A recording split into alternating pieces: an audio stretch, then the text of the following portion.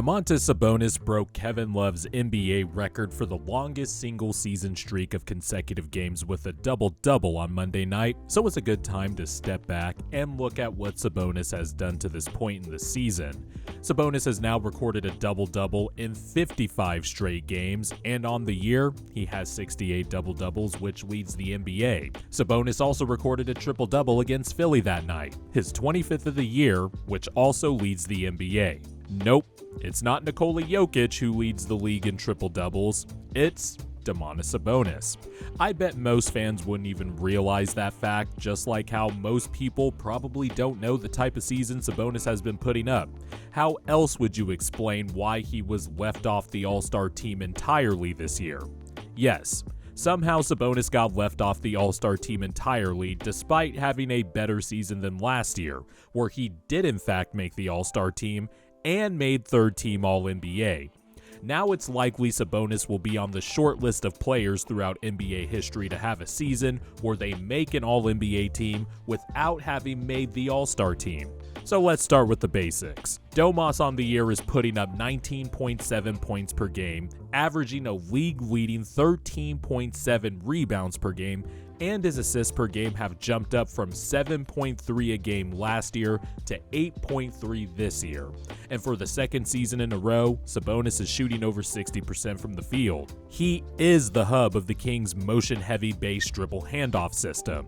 And while the Kings have had some really puzzling stretches and puzzling losses this year, Domas has been the most consistent player on the Kings this season.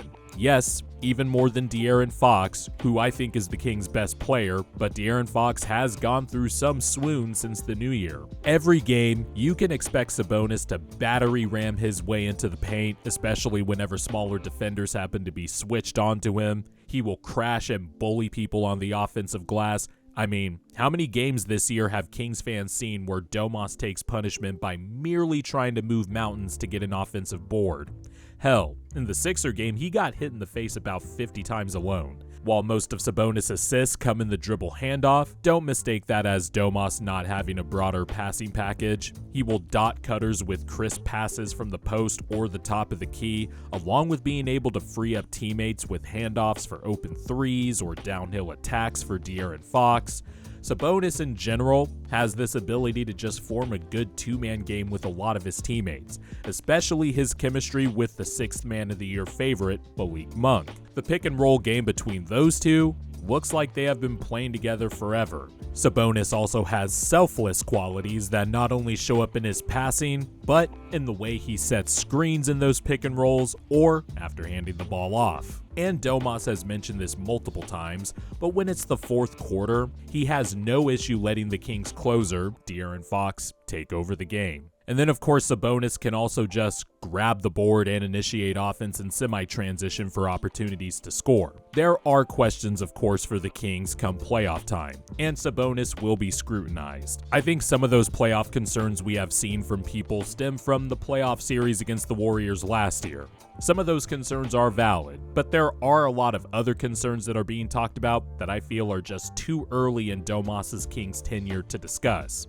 Yes, that Warrior series, a series that I covered in person last year, was not a good showing for Sabonis. His scoring, his assists, and most importantly, his efficiency as a scorer all dropped pretty dramatically. Teams will try to imitate what the Warriors did, dropping back off of Sabonis in the DHO game to take away the backdoor cutters and then plaster the shooters, and then try to make Sabonis score one-on-one frequently, mostly by giving him shots in the mid-range and the floater area. So the Kings, and more importantly, Sabonis, will have to find answers if they come across that type of coverage again, or some different variation of it.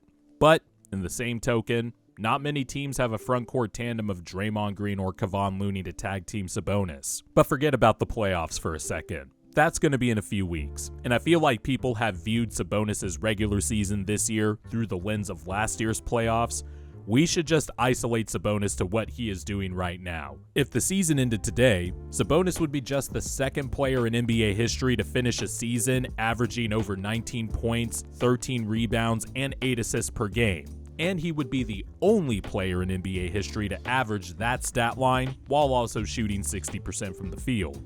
It honestly blows my mind that Sabonis didn't make the All-Star team this year, and because I don't want to be one of those guys to bitch about it while not taking someone else off the All-Star team, I would have taken Karl Anthony Towns off the team and put Sabonis on there.